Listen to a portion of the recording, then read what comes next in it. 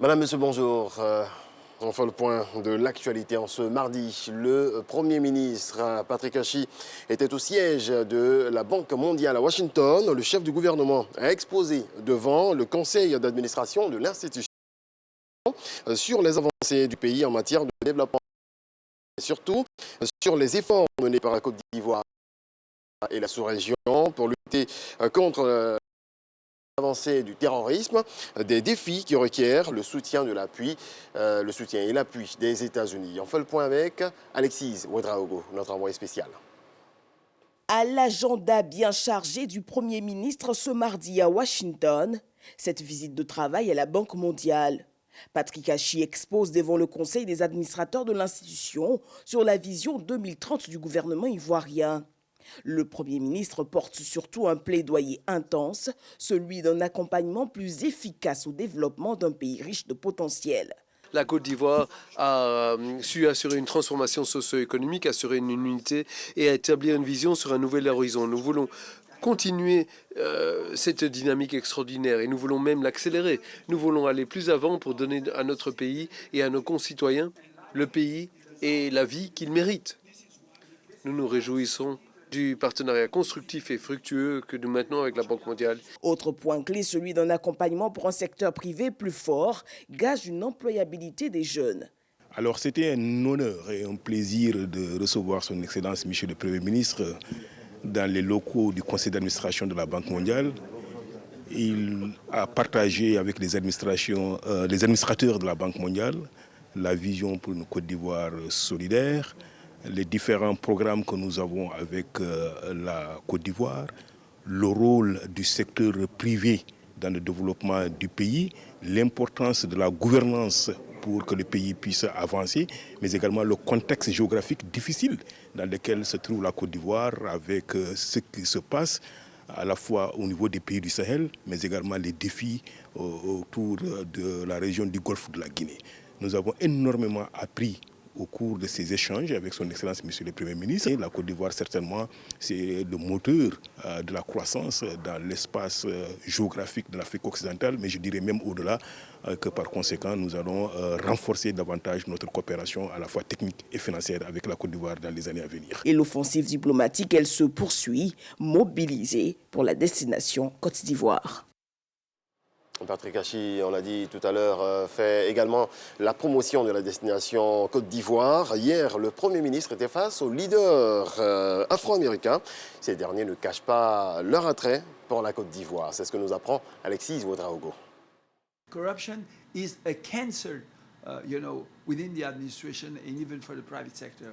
And we have to fight against this, Patrick Hachi, face aux leaders afro-américains à Washington, D.C., présente les avancées de la Côte d'Ivoire ces 10 dernières années. Mécanisme de bonne gouvernance, attractivité du secteur privé, autant de potentiel à découvrir et dans lesquels investir. Les questions d'investissement, comment on peut engager le diaspora américaine envers la Côte d'Ivoire pour bien donner le support que vous attendez de nous. On est là depuis plus de 30 ans, le CFA, et nous avons bien battu beaucoup de sujets, beaucoup de programmes envers l'Afrique et on veut continuer avec la Côte d'Ivoire. Je suis très heureux de la conversation aujourd'hui avec le Premier ministre. Il a été très ouvert, honnête, franc.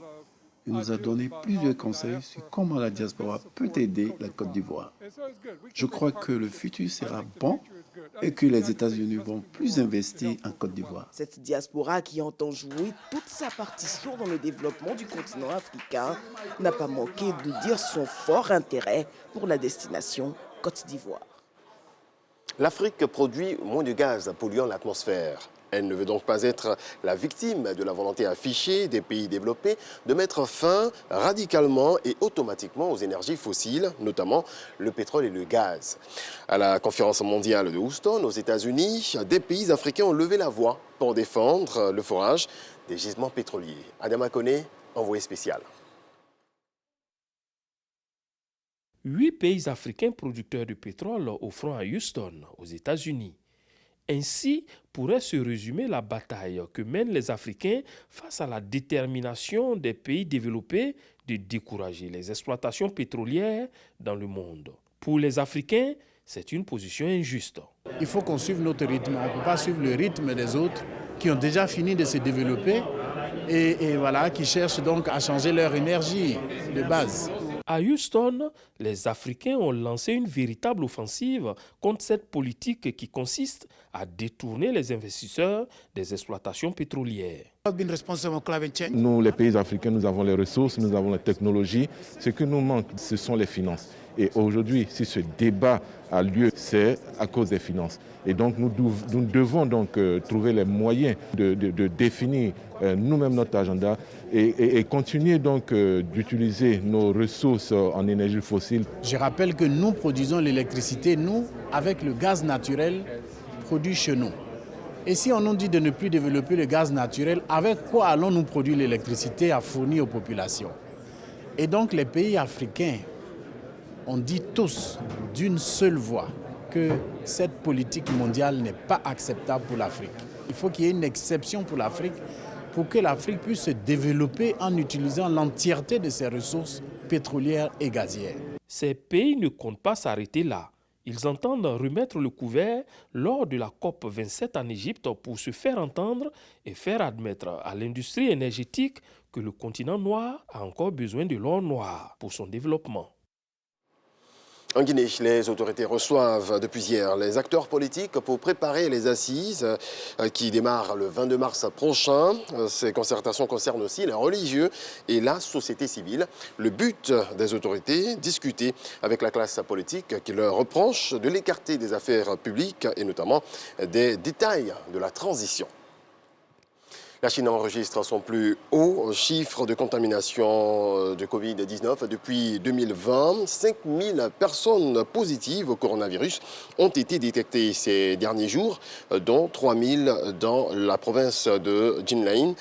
Depuis le début de la pandémie, le gouvernement chinois tient rigoureusement sa politique zéro Covid en appliquant des mesures sanitaires strictes.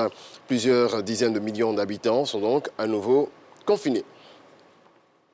Et puis on termine avec du football, Ligue européenne des champions, huitième de finale retour. L'Atlético Madrid s'est qualifié pour les quarts de finale de la compétition. Hier, le club espagnol s'est imposé 1-0 sur le terrain de Manchester United après avoir fait match nul 1 partout à l'aller.